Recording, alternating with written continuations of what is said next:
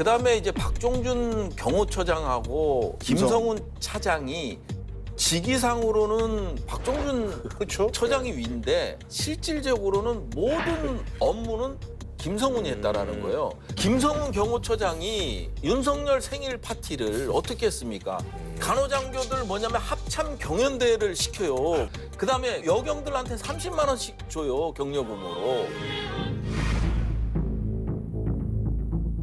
반대로 여러분들은 생일 친구들이 축하 파티나 생일 축하송 안 해주나요? 책상 옆에 앉아있는 동료가 생일에도 그렇게 해주지 않습니까? 이 박종준 경호처장은 빨리 그냥 자기가 국소본 가서 조사를 받고 그냥 사직한 이유가 경호차장을 컨트롤이 안 되는 거예요.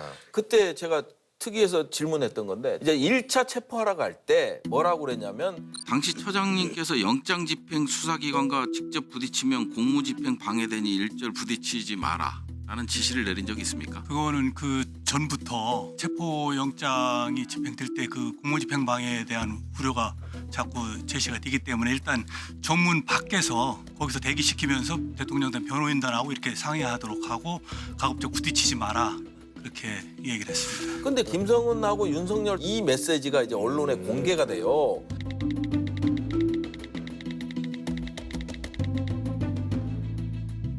예, 그래서 인트로가 길었는데 뭐냐면 아직도 인트로예요? 자 들어갑니다. 김성훈이가 뭐냐면 이 검찰부터 시작해서 너무나 많은 것들을 사실을 알고 있어요. 있는 거야. 그렇게 추정할 수밖에 그래서 없는 이제 계속 기각을 한다는 그런 말씀이시다. 아니 왜냐하면 본인 검찰에서 부담되면 그냥 법원으로 넘겨버리면 돼요.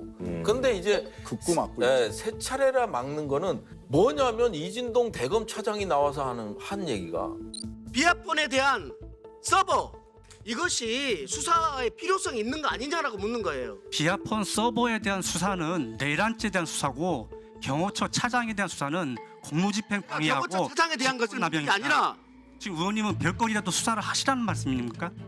뭐 이런 표현을 써요. 아니 검찰이 무슨 별건 수사 안 한 것처럼 해. 말도 안 되는 소리지. 예. 경호처의 어떤 그 권력 이런 것들이 좀 비대하다 뭐 이런 얘기들이 오가고 있어요. 그래서 우리가 이제 뭐 경호처 하면 뭐 예전에 이제 차지철, 뭐 장세동 이런 분들 이제 생각나지 않습니까?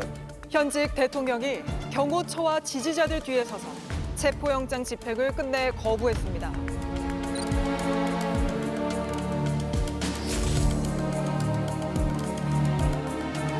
대통령이 경호원과 군을 사병처럼 부리며 정당한 법 집행을 무력화시켰습니다.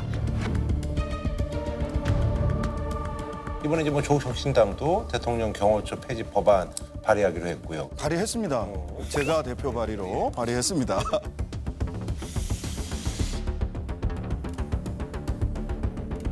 어쨌든 이제 뭐 대통령 경호처에 대한 뭐 생각들이 다들 있으실 것 같은데 이 상황에 대해서 어떻게 보시는지 좀 듣고 싶어요. 아니, 뭐 대통령 경호처 폐지는 뭐 신선한 주제도 아니고 계속 있었던 얘기입니다. 네. 막 2017년 문재인 대통령 그 후보 시절에도 네. 1호 공약 아니었습니까? 특권 반납하겠다. 결국은 문재인 대통령 5년 임기 중에 경호처 폐지 안 했죠. 아, 예. 네. 제가 이제 이런 거 조직 변경하자는 얘기는 왜 그런지는 알겠지만요. 윗돌 아랫돌 이렇게 바꾸는 거는 큰 의미가 없을 거다라고 생각하는 게 이 모든 사태의 근원은 그냥 대통령이 이상한 거예요. 대통령이 이상한 사람이었다 이렇게 되는 거고 예전에 검수완박 논의가 있을 때 그때 대통령이 당선이신 분이었거든요. 대통령이 동의했다 그래가지고 전화해서 물어본 적 있어요.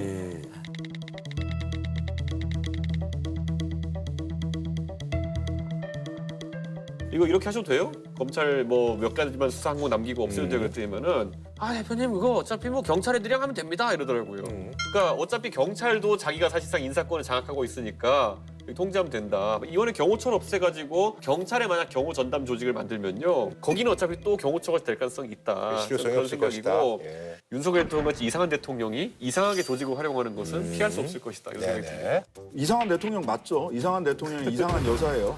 뭐 마이바흐 뒤에다가 풍선 나왔고 생일 잔치 하면 그걸 좋다고 박수 치고 이상한 대통령실 맞죠? 그런데 지금 이렇게 경찰청에 있는 쪽은 대통령만 경호하는 게 아니라 그 정부 안에서의 요인들을 전체적으로 경호를 해요. 그러니까 특수한 인적 관계로 얽히게 되지 않는다는 거예요. 지금은 이상한 대통령이 이상한 경호처 차장이랑 인적 관계로 꽉 얽매여지는데 그런 인적 관계를 끊어내는 데는 굉장히 유효한 제도적 수단이 될 수 있을 것이다. 네, 이렇게 봅니다. 개인적 민주당은 뭐 경호처 폐지법에 찬성하시는 분이 많은데 저는 개인적으로는 제도라는 게 자체 관성을 갖고 있잖아요. 그렇기 때문에 이거보다 더 좋은 게 나타나지 않으면 변화가 없는 거예요. 민주주의도 마찬가지인 거고 이것도 경호처도 일종의 제도적인 측면이 강하죠. 그런 제도의 영역에서 봤을 때 대통령의 관심을 받고 있기 때문에 경찰청으로 가든 어디로 가든 똑같습니다. 저는 그런 것 같습니다.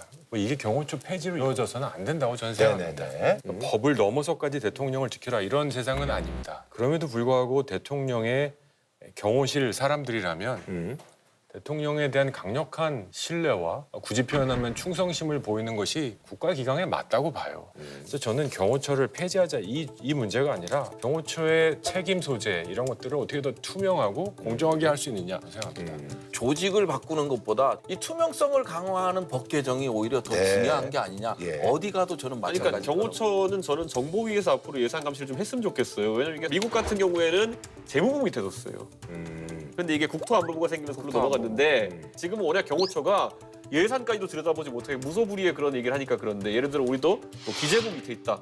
사람들 생뚱맞다 생각할 수 있지만 어쨌든 예산을 감시할 수 있게 되니까. 국회의 감시가 좀 강화돼. 근데 우리 신장식 의원님도 대선 후보 되면은 경호가 이제 아까 신장식 의원님 말씀하신 방식으로 경호 붙거든요. 대선 후보가 되실 분은 지금 확실히 의지를 밝히신 대선 후보 분은 되실 한 겁니다. 분이시니까 네, 대선 없을 수도 있습니다. 대선 없을 가능성이 저는 감사합니다. 매일매일 커져가고 있어요. 국민의힘이 그렇게 생각하신다면 뭐 이번 대선은 굉장히 좀 손쉬워질 수 있을 것 같아요. 네, 알겠습니다. 자,